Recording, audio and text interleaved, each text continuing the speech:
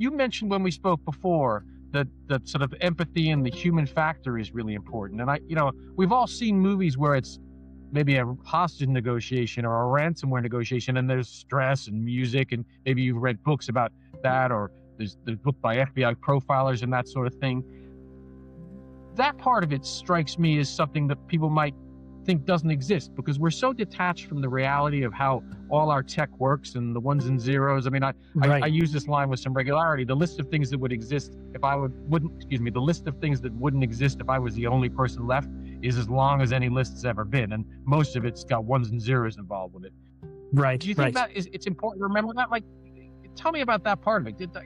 Go into that a little more, because one of the things that I think important for our audience is to understand that there's a real human factor in all this sort of thing. There's guilt and blame and fear, and like you said, laying people off and letting people down, or the business being disrupted and that sort of thing. Sure. Tell me some more about that. Well, I think you make a good point. I mean, I think it's just going to increasingly be the case that it's easy to dehumanize sort of the situations we end up in because of technology. I think it adds a sort of complex layer of abstraction to our real lives. And it's not just on the victim side. I think it's also important to understand that our adversaries or our opponents are also humans, and they have motivations and needs, and they have egos and all of those things. And I think something that we do a lot in cybersecurity in general, which I've been doing some version of that for 30 years, is we dehumanize our opponent. And they are people. They have a reason for what they're doing, whether we agree with it or not. And the lens that they may see the world through, they may see this as completely justified. And that changes how you interface with them. That changes how you talk to them. You make a really good point. There's a really, really good book called Achilles in Vietnam, and it's written by a psychiatrist who treated Vietnam veterans with PTSD.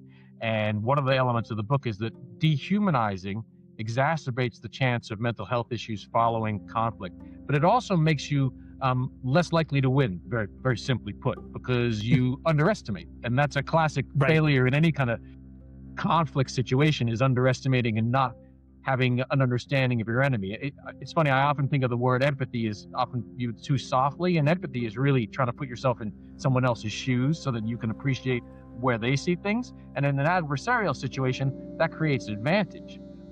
So yes. You touched on the cyber criminals, the bad actors. These phrases get tossed around. When you deal with them, how does that manifest itself in a literal way? How do you actually communicate with them? It varies, but for the most part, the majority of the cases, if I'm interfacing with a threat actor in a ransomware case, it's through the dark web. So they'll leave behind a ransom note to the victim. On the note, I think one thing that's important for people who aren't familiar, the ransom note never actually contains the ransom amount. So you don't know, as a victim, you don't know how much they're asking for until you talk to them. And that's an important thing to know, because it is a very important decision point. Do you talk to them just to find out how much they're going to ask? Are they going to ask for $5 or $5 million? You don't know, right?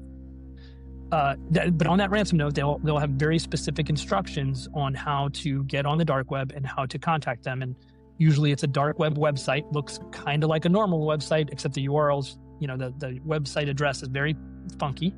And then it's specific to your instance. That website exists solely for you. And when you go there, there'll be a box that's basically a chat window embedded in the browser. And that's where most of the dark web conversations happen with the threat actors. There are cases where we talk to them over anonymous email. There are cases where we talk to them over point-to-point communications like Tox or Jabber or something like that. But most of the time, it's on one of these dark web embedded chat rooms.